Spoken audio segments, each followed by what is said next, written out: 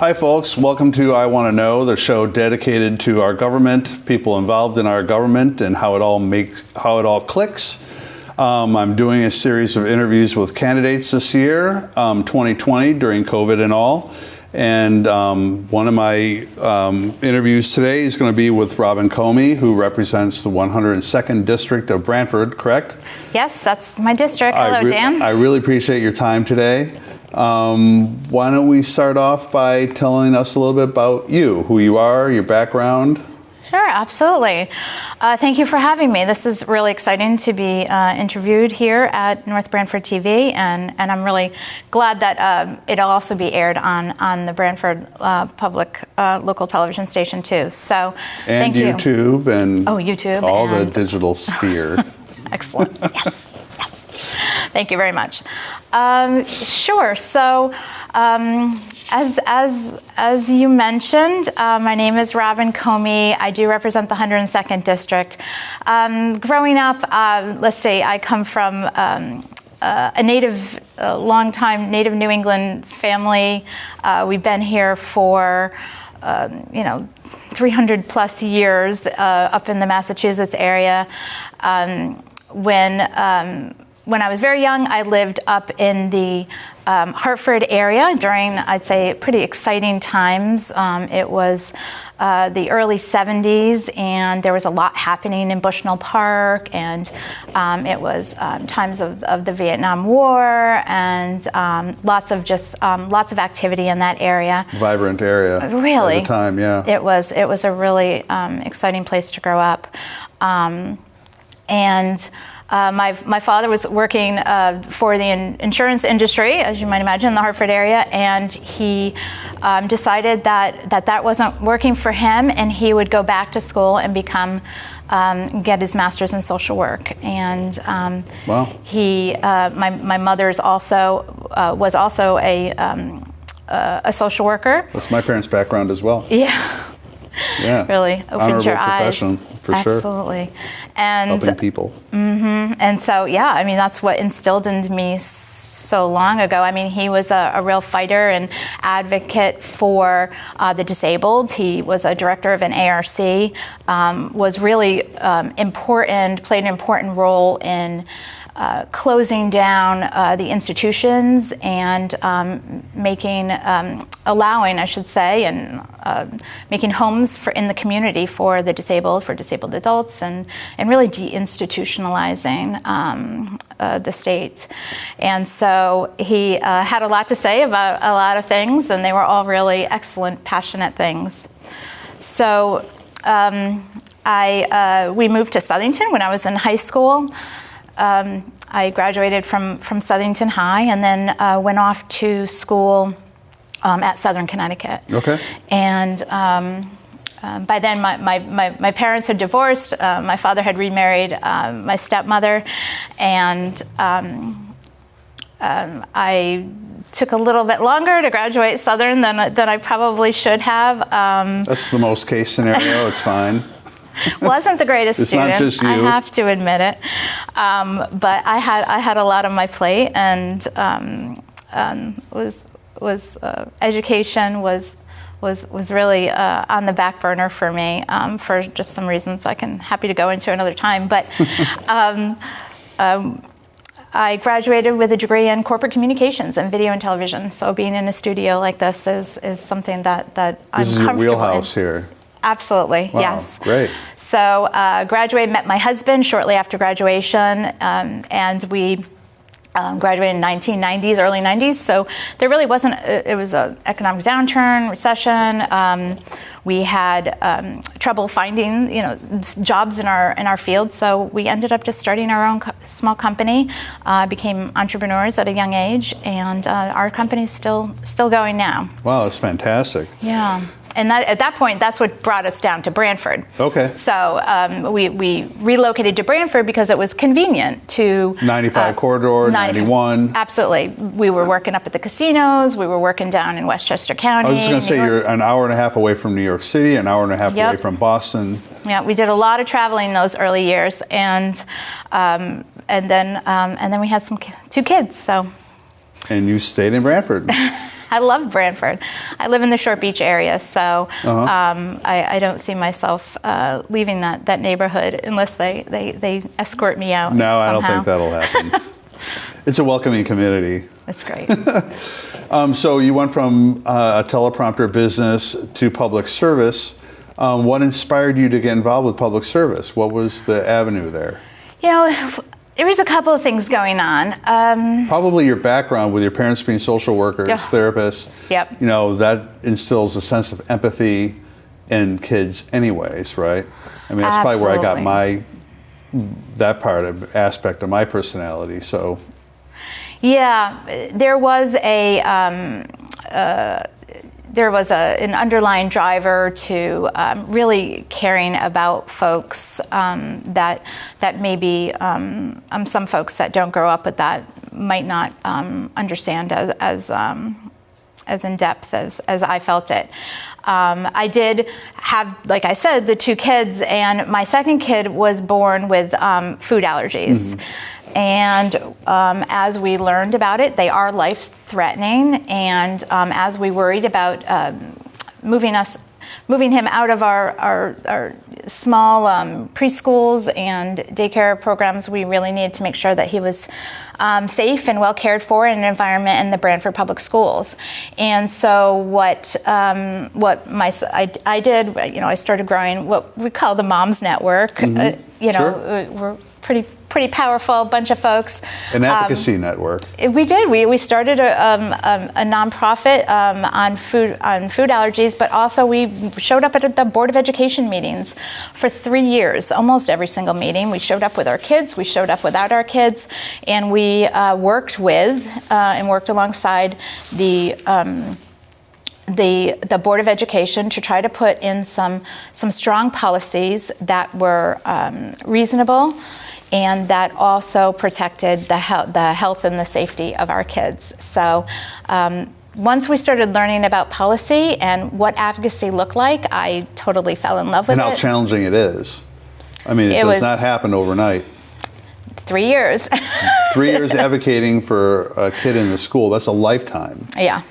And there are special needs, families with special needs that do it every single day. I mean, I hear from them all the time up in Hartford, emailing me their struggles with dealing with the schools, with the different agencies, and the thing is that success looks different for every kid. So,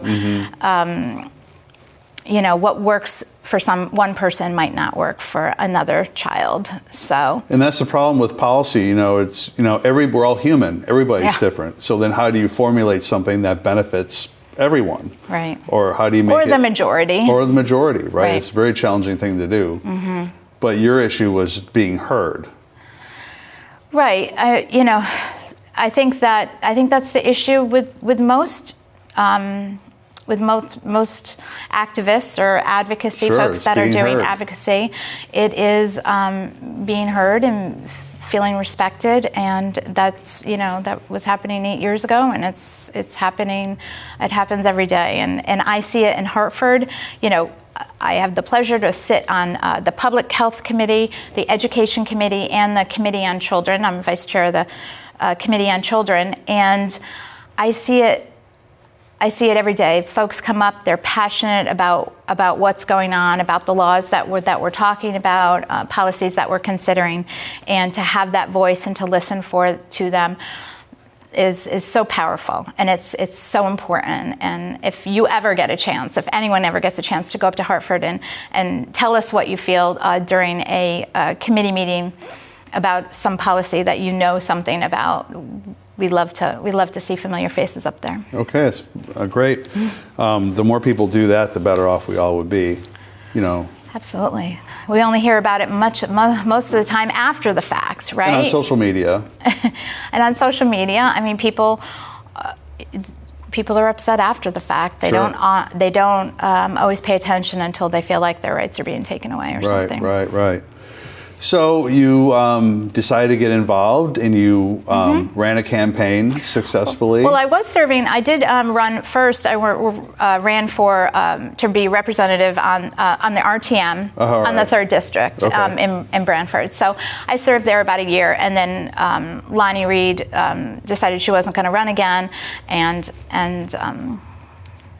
I just decided I'd throw my hat in the ring. It was after the 2016 election, and there was a lot of folks not liking the direction that things were going in, and thought that maybe they could make a difference as well. So I sort of jumped on that during that time, and it was the best decision ever, really. That's great.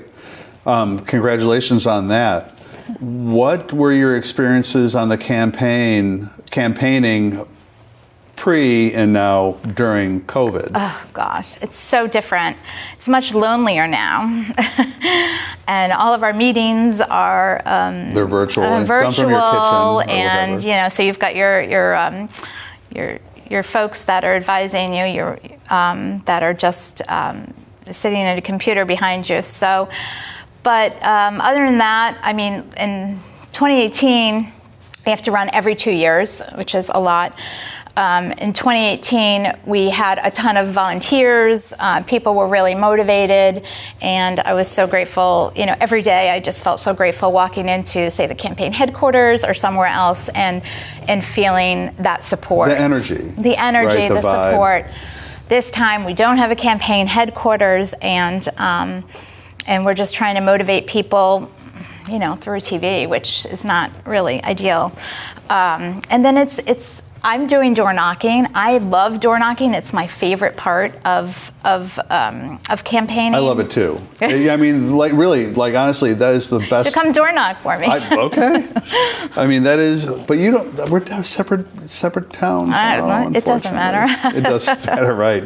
You don't have to be from your district to work for you. True. That's something Absolutely. to throw out there. And so I have been door knocking, but it's this sense of urgency at this point. There's just a few over 40 something days left, and it can be pretty stressful because that every person you talk to makes a difference. And if I don't have my team sort of out there door knocking, because I don't want to risk their health, and I don't want to feel I don't want them to feel uncomfortable. So we're trying to think of unique ways to reach out to people, whether it's texting, or of course the typical phone calling, and also just having some folks do some door hangers, and just throw the door hangers out there. Right, mailers and door hangers are still here. Yeah, we want to keep people excited and enthused and a part of the process. Part of the process, and you want the voters to feel like they're having a voice as well and being heard. Mm-hmm. Absolutely, that's the most important thing. So you ran with some core issues. Are those still your core issues, or have they morphed over the past 2 years? Right. Well, you never know what you're getting into when you first get into this, into this situation. You have some idea of what folks have told you before you, that have served before you, but until you really get to the meat of the work. So, as I said, I had served. I had been involved with some, public health policy and some education policy, especially in the area of early childhood, for years. But once you get up there, you really see where the rubber hits the road, and so you do realize that I had thought that things were going to be more black and white. Mm-hmm. And really it's not. It's never, rarely black and white. There's always those shades of gray in between that you have to start to decide. And then the compromising. I mean, compromise is a huge part of it because everyone's there for the right reasons. Sure. So that's been so it's been a positive experience, no matter what your political affiliation, everybody has the same goal in mind, and that is to be productive for the people you're representing. Yeah. I know that your passions have been issues of poverty and income disparity in society, correct? Sure. I think that our most vulnerable, our economic problems, our family economic security issues in our, as a country, our most pressing issues is really poverty. I mean, we are, one of the richest, most developed countries in the world, and we should really have a better support system for some of those folks. So I think that, education is such an important part of the solution. And so I've dedicated so much of what my time to not only kids getting early education. I am executive director of the Branford Early Childhood Collaborative as well, which is an organization that does early childhood advocacy, but also brings folks together to work on solutions for your community and so we've been doing a lot of that work. I think really having families be able to better their lives. And for instance, one of the policies that I would like to see Connecticut pass is that right now, if you're low income, you cannot get Care for Kids support if you are not working.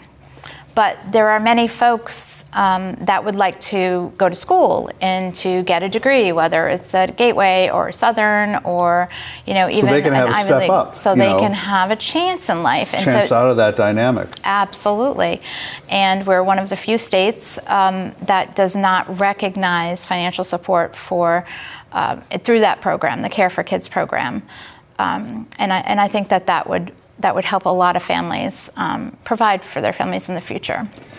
And speaking of, education during the pandemic that we're dealing with right now, and the income disparity and poverty, it all is coming to a head. I mean, these issues that have been around, forever are now being highlighted, correct? I mean, you have, children that are maybe in a wealthier county have different opportunities and different tools at their disposal to continue on getting an education, continue on getting care when their parents have to work.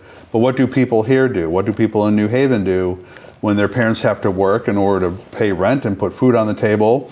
The kids can't go to school, and then what if they don't have, the technology to, get go to school online? Mm-hmm. I mean, COVID has really. The COVID pandemic has really brought a lot of that to the forefront. And I was reading an article earlier today about the income disparity and how that's really magnified in Connecticut during COVID, right? Yeah. Income disparity we've always been it's been a growing bad concern, with that, but right. Yeah, and I am really afraid that we're really only seeing the tip of the iceberg right now.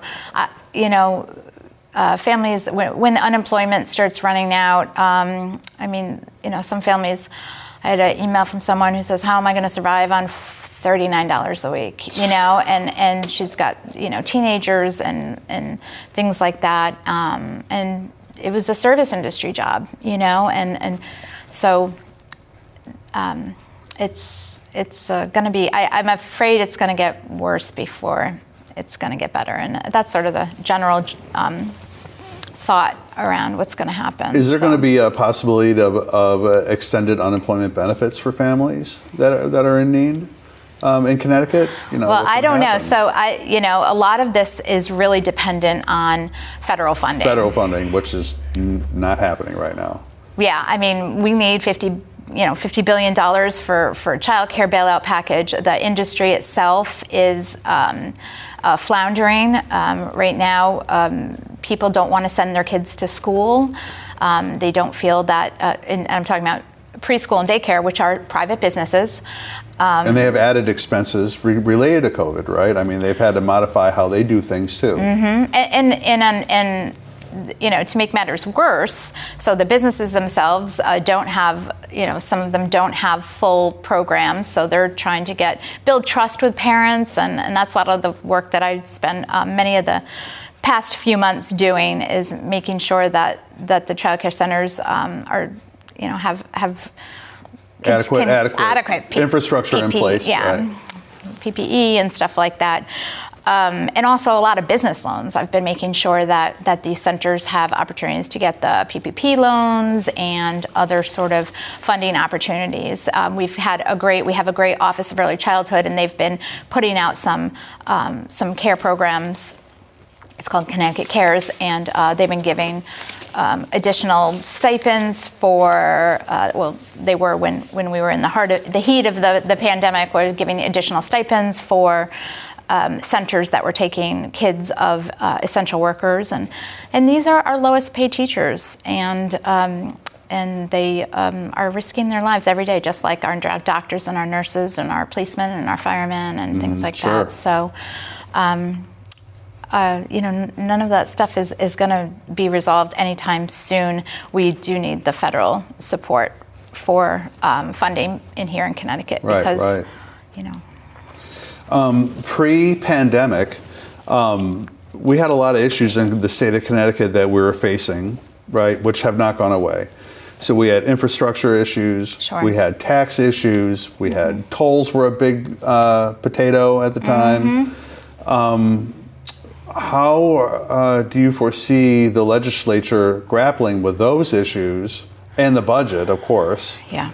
And the changes, how this pandemic has changed, the budget.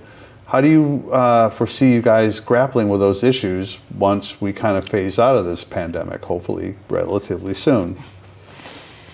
Not an easy question, I know. That is a really hard question. I wasn't playing gotcha there. Yeah, I will. I don't serve on the Finance or the Appropriations Committee, but we did have a meeting this morning, and we have our rainy day fund that we've been holding on to, and we're glad that we held on to that now. That was one of the things that wanted to be used for infrastructure, things like that. That was part of the discussion. I am glad that, at this point we have that. We have that, right. And, it's going to be... It's a saving grace right now. It is really the only saving grace, besides what we're looking for from the federal government. There's a lot of things to give Connecticut credit for, and the governor credit for, right, and the legislature credit for, and that is the fact that we are amongst the lowest infection, how would you phrase this properly? The 4 top lowest infection rate states in the nation right now. We're number 3, I think. Okay. With an infection rate of under 1.1, I believe. And that we do have a rainy day fund that we can rely on. I mean, this is a rainy day. And it's going to really enable our state employees to get paid, right, and the things to keep on operating without us. We do have a deficit, but it's really going to help us. It's going to be hard work. Grapple with that. It's going to be hard work. There's going to be some really hard decisions that are going to need to be made. It's not going to be an easy job in the next 2 years if we move forward with this. But I know that we have a really great team up there. We have smartest people, working not only in the governor's office, the economic development, DECD, and as well as Kevin Limbo's office and things like that. And I'm going to hope that we can raise some more revenue with possibly some sports betting. That's a big deal, that we can make some money with that. Whether we legalize marijuana or not is yet to be seen. And of course the tolls issues. But I've not heard anything about beyond us just getting through this really difficult time of COVID, because we're just trying to help families every day, and it's been this is being a state rep and a senator is supposed to be a part-time job, but it has never been, but it's more now than ever. This is a full-time job. Absolutely. Right. Absolutely. We're up late, computers never turning off. But the major change for you though is, how do you actually legislate when you can't go to the state house, right? I mean, how has that changed everything? I mean, you can't. It's kind of like campaigning. You know, we would prefer to do door to door and prefer to do events at wineries or at a brewery where you're actually interacting with people, getting to know people, see their face, get their body language. You can't do that when you're legislating. That's got to be really challenging, you know. Yeah, I mean that's why. It was a bummer to have to cut everything short in mid-March. We were just getting started, really. Right. I mean, it's a fast and furious session, anyways. It was supposed to go February to May, and we just had to toss everything aside. And now we're doing a couple special sessions. You know, we did one, I think, in August, and the plan is to do one next week. Right. So, you know, we're just, and this is not the ideal situation, but we're voting from our office now. We're trying to be safe about it. We're trying to be smart about it. If you want to say something, you can go down to the floor and have your time, just like any other issue that we're debating on the floor. So it has its challenges, but it's working though. Yet it's to gotta be seen. work. Yeah. So at this point, I'd like to ask you what you are most proud of, what your accomplishments are in the past 2 years, what you're most proud of, and what you look forward to accomplishing at post-election, provided you get reelected. Yes. So I think what I was so proud of, first of all, just getting elected is you know, just a huge thing to begin with. So that was just an awesome moment, and I hope to be able to re-experience that again. But you know, once I got up there, I was assigned and asked as a freshman legislator to serve on special committees and lead work groups and join some fantastic caucuses that aligned with my interest. I think it feels really good to be recognized as a leader and as a, you know, competent decision maker. I served on a dental therapist group. I served on several other work groups involving education. I was on the state advisory. I am on the State Advisory Council of Special Education. Chosen to do some work on the Children's Report Card. That is your wheelhouse. That's it. It's just I was so fortunate to not have to learn. A whole new subject you know, matter, planning and zoning or something. Right. You know, so that was great. And that's how our leadership, you know, is able to work with us and get the best out of us too. The three laws that I was really excited. First of all, freshman legislators don't usually get their laws called. I mean, their laws called and passed, but I fought really hard, and I basically didn't take no for an answer, and I found ways around it. I started talking to other more senior legislators and saying, well, your policy is a little like mine, can I piggyback on your policy? And then just sort of changed that policy to make it work for me, and I just worked with some great people that were like, yeah, go for it, do it. I passed a stock epinephrine bill for businesses and schools, and that was great. I did some early intervention plans. Well, you got to cut me off. I'm going to get cut. There's yelling in my ear. I would like to thank you very much for your time and your doing this with us today. It was wonderful meeting you. I wish you all the best, and thank you for your service. And thank you very much. That's all we got, and we'll see you soon. Bye.